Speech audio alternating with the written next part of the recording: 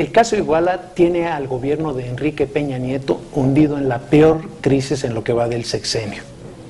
Ya es casi un mes que desaparecieron los normalistas y no hay ni noticias de ellos. Un mes y todavía no encuentran al alcalde José Luis Abarca, a su esposa María de los Ángeles Pineda y a su jefe de seguridad pública, señalados como responsables por la PGR de ser los autores intelectuales de esta terrible tragedia. El Senado ha intentado o ha presentado, la fracción parlamentaria del PAN, una solicitud de desaparición de poderes, de declaratoria de desaparición de poderes, a la cual no se concretó, y tendremos hasta el 30 de octubre para saber qué es lo que va a hacer el Senado. De todos estos temas que le he platicado, vamos a hablar con el senador Alejandro Encinas. Él ha sido protagonista central aquí en el Senado de todo lo que se ha hecho alrededor de este caso. Él posesionó a su partido en cuando se presenta o se lleva al Pleno esta solicitud de desaparición de poderes, y es el presidente también de la Comisión Bicameral de Seguridad y está muy metido en estas cosas. Junto con Paola, pues le vamos a preguntar cómo van las cosas, y sin más, Alejandro, después de esta larga presentación que hice, cuéntanos en qué situación estamos. Bienvenida. Bueno, Paola, Francisco, muchas gracias por la oportunidad de estar aquí en su programa abordando este tema que es, sin lugar a dudas, el más delicado que haya enfrentado nuestro país en muchas décadas. Yo creo que el asesinato inerme de estudiantes normalistas, gente humilde, en el estado de Guerrero, además con el asesinato de civiles, de otros civiles inocentes, un niño, el jugador de un equipo de fútbol, un taxista y una señora que pasaba en el momento de los sucesos, y sumado a la desaparición de 43 jóvenes, no tiene precedente, y estamos ante el eventual acto de barbarie y terror más grave que hayamos vivido por lo menos desde el 2 de octubre, tras la matanza de estudiantes en Tlatelolco, 1968.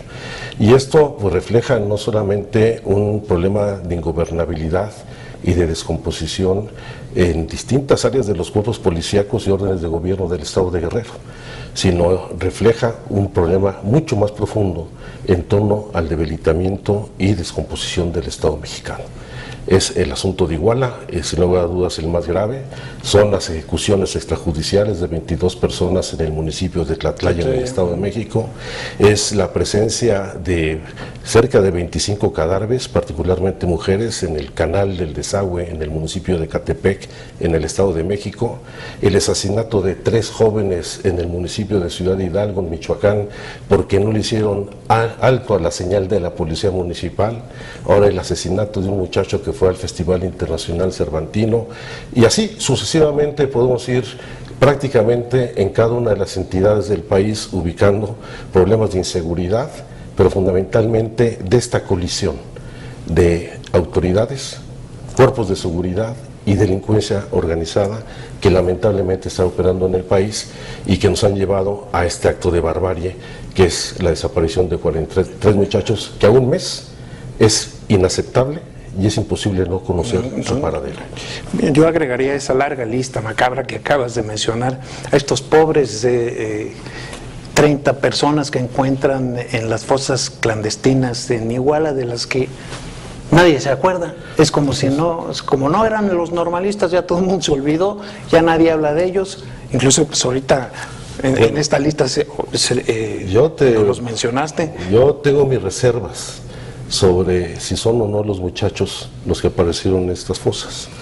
¿Tienes algún elemento? No, yo creo que hay que esperar, en primer lugar, el peritaje que están haciendo las especialistas argentinas, son especialistas en medicina forense muy acreditadas en el ámbito internacional, y que sea cotejado y coincida con el de la Procuraduría General de la República. A mí me preocupa no solamente que no se haya hecho público y se haya dado a conocer este análisis forense, porque va a ser determinante en el conjunto de la investigación. Yo no daría por cerrado que los cuerpos encontrados no fueran los muchachos, como lo anticipó sin tener todavía ningún elemento pericial el propio gobernador del estado.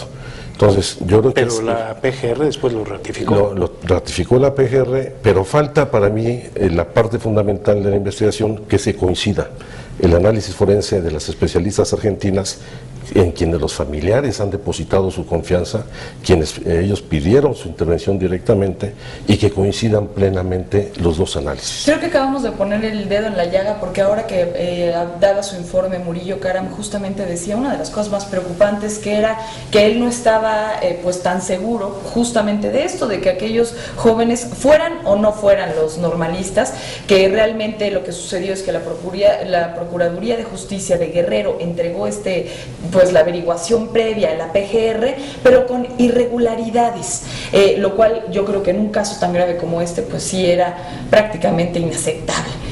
Ahora, ¿cómo se va a proseguir con estas supuestas irregularidades de las cuales, híjole, los mexicanos ya estamos cansados? Yo creo que ya que atrajo la Procuraduría a la investigación e identificó irregularidades en el proceso de averiguación por parte de la autoridad local, tiene que reponer todo el procedimiento en esta averiguación.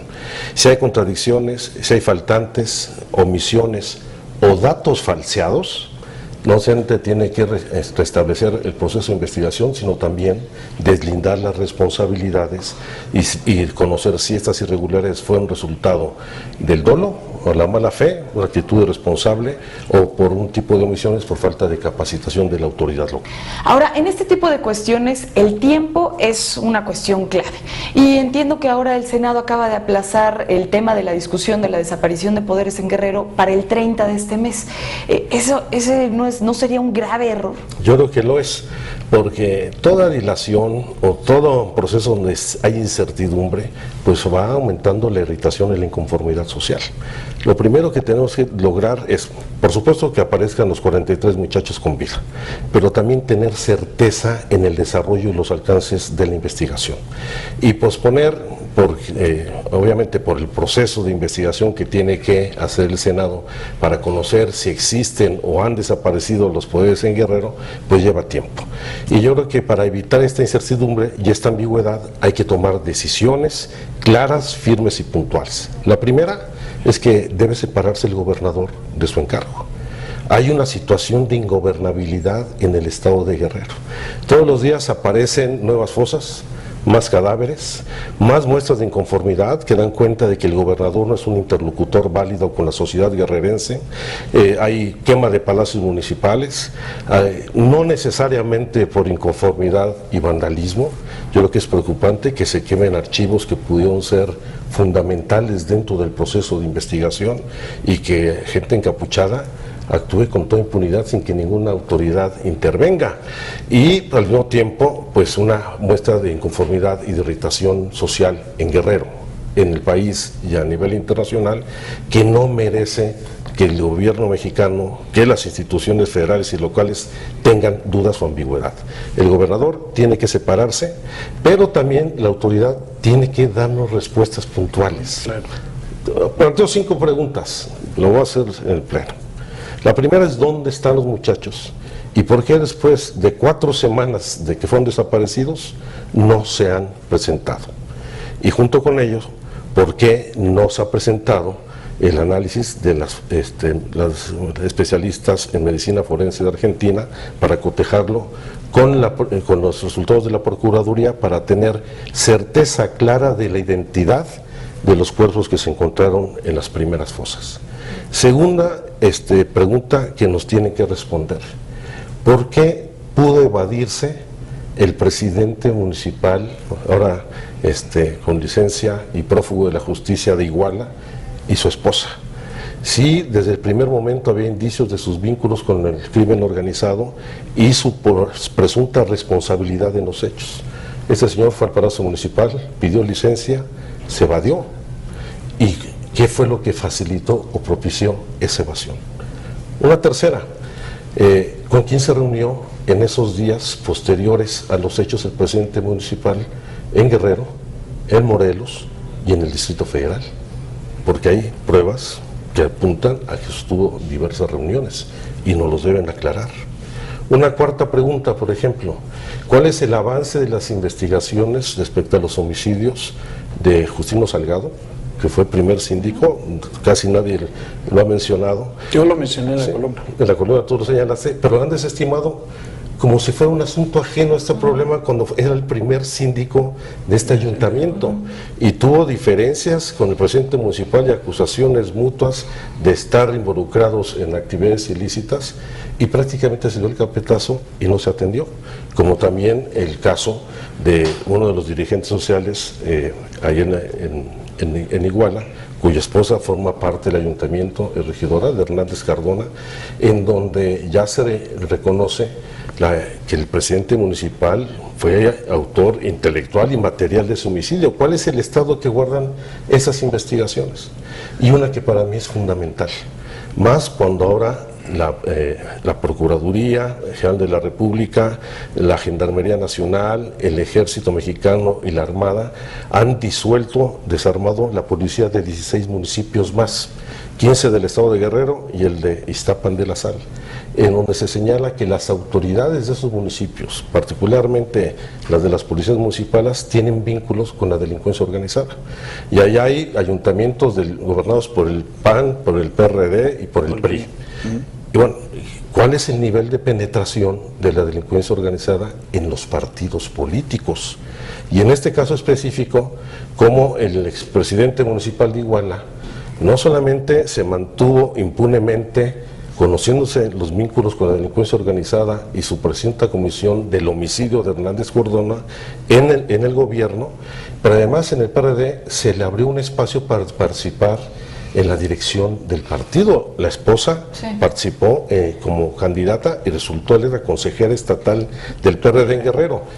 ¿A quién financió?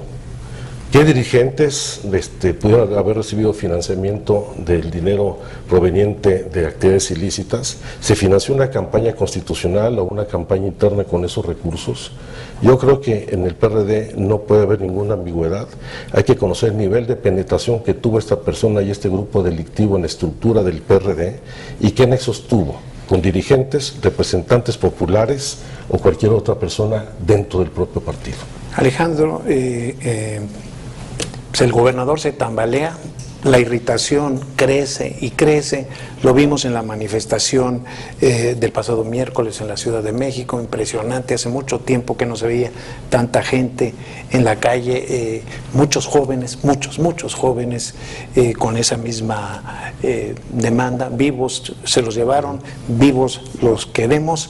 Tú has sido uno de los pocos perredistas que han sacado la cara, que han dicho y que han exigido cuentas, esto que nos dices sobre el nivel de penetración de las estructuras del partido, tanto a nivel estatal como a nivel nacional, lo que te ha valido fuertes reproches, alguna columna por ahí, Jesús Zambrano te llamó irresponsable acompañado de otro calificativo que no voy a repetir. Que no me aquí. preocupa, a mí no me preocupa el calificativo o el insulto. A mí lo que me preocupó fue cómo sobredimensionó la respuesta. Yo creo que fue una respuesta desmedida. Porque él decía que tú lucrabas con la tragedia. ¿Quién puede lucrar con una tragedia de esta naturaleza? Y menos cuando estamos pagando un costo político tan grave. Hay que ver las manifestaciones de este miércoles en las instalaciones del Partido de Revolución Democrática Benjamin Franklin por estudiantes de la UNAM de Ciencias Políticas acusando al PRD de asesinos. Y yo creo que nosotros tenemos que asumir que somos partido en el gobierno estatal y municipal, en el caso de Guerrero y Iguala, y que de ninguna manera por este tipo de tolerancia a grupos delictivos, porque ahora nos acusan de pasar de ser víctimas a victimarios. Antes poníamos a los muertos, ahora ponemos a los asesinos. Exactamente. Y yo creo que eso tiene que aclararse, y pues no todos somos iguales en el PRD. Tenemos que aclararlo de fondo. Ahora, este linchamiento político que se está dando, del que finalmente estamos hablando, no es nada más la tragedia, sino que ahora ya también se traspoló al tema político, y no es nada más el linchamiento contra Aguirre, a quien usted claramente pues ya no quiere en el poder, sino también al PRD directamente, como lo aclara. Y en ese sentido, pues hay alguien que finalmente fue el que designó o que apoyó a este alcalde para llegar a ese lugar. Y entre los nombres, pues muchas veces ha salido ya a colación el tema de los chuchos. Y yo quiero preguntarle preguntarle qué opina al respecto y si son o no culpables. Bueno, vamos a precisar tu pregunta. Ayer claramente quedó establecido que uno de los principales apoyos de José Luis Abarca fue Lázaro Mazón. Él mismo se apersonó en la PGR y dijo, sí, yo lo apoyé, pero yo no soy responsable de los actos de terceros. Esa fue su respuesta frente a la prensa. Sí, yo no puedo hacer ninguna acusación si no aporto las pruebas, pero sí puedo demandar las líneas de investigación. Es del conocimiento público, lo ha hecho público Lázaro Mazón, que él participó en la promoción de la candidatura de este señor Abarca, que su hermano es el presidente sustituto o suplente, como establece la ley Guerrero. Incluso que el jefe de seguridad colaboró cuando él fue presidente municipal en Iguala. Como también es público que la señora, la esposa del señor Abarca, la señora Pineda, participó como candidata interna de una expresión o un sublema CODUC, si mal no recuerdo, de Nueva Izquierda. Ahí hay claramente líneas de investigación que deben aclararse, y de que hay vínculos de este señor con dirigentes de Nueva Izquierda en el estado de Guerrero Nacional, pues los hay. Eso, yo digo, hay que dar la cara. No estoy diciendo que ellos sean culpables, que sean narcotraficantes o cualquier cosa de esta naturaleza, pero que tuvieron vínculos, pues es del dominio público, que así es, y eso hay que encararlo y de una forma tratar de evadir alguna investigación, alguna responsabilidad a costa del descrédito enorme de la militancia del PRD. Acabas de tocar otro tema que es igualmente delicado, que refleja también esa descomposición de la que hablabas y donde el Estado está también muy involucrado. Es el tema de Tlatlaya, donde sumariamente ejecutan, de acuerdo al informe del ombudsman, a 15 personas que ya estaban desarmadas, 3 de ellas, 12 desarmadas, 3 inertes, 2 adolescentes de 17 años, una de 15, así, sí. Nada más porque... Yo creo que ahí el propio ejército ha reconocido que no se apegaron a los protocolos de intervención regular en un operativo de esta naturaleza, desde que solamente acudió una patrulla cuando habían acudido 2. Los mandos tienen responsabilidades claras, se tienen que identificarse, y es obvio que no solamente hubo alteración en la escena del crimen, como lo reconoció el propio ejército mexicano, sino que hubo ejecuciones extrajudiciales. Dio primero una cifra de la Procuraduría General de la República, ya la Comisión Nacional de Derechos Humanos reconoció que 15 de las personas ahí fueron ejecutadas sumariamente, ya una vez que estaban prácticamente rendidos, y se están deslindando las responsabilidades. Este va a ser un hecho que sienta un precedente muy importante, porque va a ser la primera ocasión que se aplique la reforma al Código de Justicia Militar, que estableció en el artículo 57 que cuando la víctima, dice la ley, que es un concepto ahí muy, no muy del dominio público, el sujeto pasivo, sea un civil, debe ser juzgado por la autoridad civil. Entonces, en este caso será la Procuraduría quien tendrá que hacer las investigaciones. Y aquí, como yo lo he planteado ya también con anterioridad, lo importante es conocer plenamente la identidad de estas personas, por qué estaban ahí, a qué grupo delictivo o a qué organización pertenecían, qué papel jugaban las 4 mujeres que estaban ahí, una de ellas la mamá de Erika, una estudiante de la secundaria técnica en Arcelia que murió en este hecho, los otros 2 jóvenes adolescentes que también estaban acreditados como estudiantes, el papel de las otras 2 mujeres que se encuentran en estos momentos recluidas en un penal de alta seguridad en Tepic, en Nayarit, y pues la identidad de los muertos, y sean o no delincuentes, tenemos que saber no solamente qué pasó, sino quiénes son y a qué obedeció este operativo. Ahora, hasta cierto punto hemos puesto sobre la mesa el tema de las exigencias, el tema de los cuestionamientos hacia otras autoridades, pero yo quiero preguntarle a usted directamente, un senador como Alejandro Encinas, ¿qué puede hacer siendo parte de esta Comisión Bicameral de Seguridad y además, pues a fin de cuentas, senador de la República, para que esto mejore? Sí, a ver, antes de que le respondas, porque no me quería salir todavía del tema de Tlatlaya, en el informe del ombudsman hay una parte que señala claramente que el gobierno del Estado de México obstruyó la investigación. Sí. Si le están haciendo ese argüende a Ángel Eladio Aguirre, ¿por qué con Erubiel no? El caso del Estado de México es igual de complejo que muchos estados del país. Yo sí quisiera destacar, tenemos un problema de descomposición del Estado mexicano. Podemos señalar actos de arbitrariedad o de colusión de autoridades con delincuentes en muchos municipios y entidades de la República. El Estado de México es una zona muy compleja. Toda la zona de Tierra Caliente, desde lo que es Tejupilco, Lubianos, Amatepec, Tlatlaya, esta colindancia con Michoacán y Guerrero, pues es una zona de operación de grupos delictivos donde están los templarios, donde está Guerreros Unidos, donde están el grupo llamado Los Rojos. Incluso va expandiéndose hacia el territorio de Morelos. Por eso, dentro de los 16 municipios que interviene ahora el gobierno federal está Iztapan de la Sal, que también está gobernado por un presidente municipal emanado del PRD, pero que da cuenta de cómo se ha movido lo que fue el viejo cártel de los Beltrán Leiva hacia esta zona oriente de Morelos, desde Alpuyeca, Tecala hasta Tonatico e Iztapan de la Sal. Y en el caso del Estado de México, pues tenemos, además de los antecedentes de Valle de Bravo, toda esta toma que hizo la Gendarmería Nacional, incluso hasta Zacazonapan y los municipios de alrededor, pues prácticamente zonas del estado de muy alto conflicto. Ecatepec es uno de los municipios más inseguros y violentos del país, como lo fue en su momento Chimalhuacán. Hay zonas del estado convertidas en verdaderos polvorines. Yo digo el corredor de Coyotepec, Huehuetoca, en donde se construyeron grandes unidades habitacionales donde están desocupadas ahora el 60% de las viviendas, son zonas convertidas en un polvorín. El caso de lo que son los feminicidios y la violencia intrafamiliar, el secuestro, la extorsión, el pago de derecho de piso en la zona oriente, Chicoloapan, Chimalhuacán, Los Reyes, Iztapaluca, Chalco, Valle de Chalco, Nezahualcóyotl, es un foco rojo que se trata de minimizar.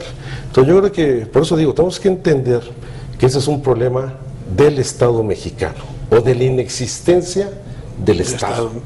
Ahí está el debilitamiento, que hay regiones donde el Estado no existe. ¿Qué podemos hacer?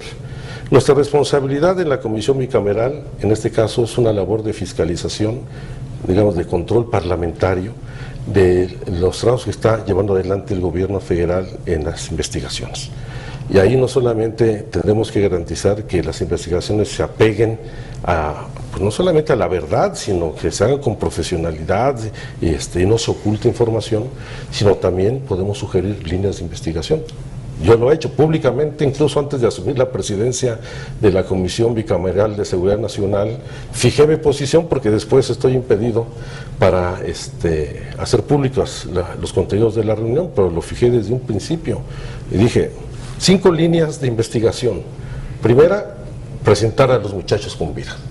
Vivos se los llevaron, vivos los queremos. Segunda, identificar a los autores materiales intelectuales de esta barbarie, acto de barbarie, y su móvil político. Ya ayer empezaron a identificar a los actores intelectuales, al expresidente municipal y su esposa, parte del móvil que todavía no queda plenamente claro. Tercero, identificar las omisiones de autoridades federales y locales, tanto en la investigación de los homicidios previos que se le atribuían al presidente municipal, como sus vínculos con la delincuencia organizada. Y aquí entra la Secretaría de Gobernación, la Procuraduría General de la República, el CISEN, el Gobierno del Estado, la Procuraduría del Estado, el Congreso mismo del Estado que conocía esta situación. Otra línea de investigación es la penetración en los partidos políticos, que tiene que investigarse. Y otra, pues el papel del Ejército en toda esta situación, porque el 27 Batallón de Infantería, acantonado en Iguala desde los años 60, justamente para combatir al narcotráfico y después en los 70 a los movimientos guerrilleros junto con la zona naval de Acapulco, pues ha permitido el control territorial de grupos delictivos en toda esta región de Tierra Caliente, en Guerrero, Michoacán y el Estado de México. Ayer decía, o nos hacía un señalamiento, y con esto vamos a terminar porque ya se corrió el tiempo, Miguel Alonso Raya, en el sentido de que Rubén Figueroa está metido hasta las cachas, alimentando toda esta inestabilidad en aras de la elección que ya se viene en ese estado. Es una posibilidad de verse las líneas de investigación. El anterior presidente municipal de Iguala era del equipo de Rubén Figueroa. Eso también es del dominio público, nadie lo desconoce. Esta es una zona de influencia de la familia Figueroa desde hace muchos años. Y habría que, dentro de la investigación, pues también considerar estos señalamientos. Alejandro, pues muchísimas gracias. Al contrario. Muchísimas gracias. Al Muchas contrario. gracias. Y sobre todo, muchas gracias a usted. Nos vemos la semana que entra. Hasta entonces. Te invitamos a seguir cuestionando la información con los siguientes videos.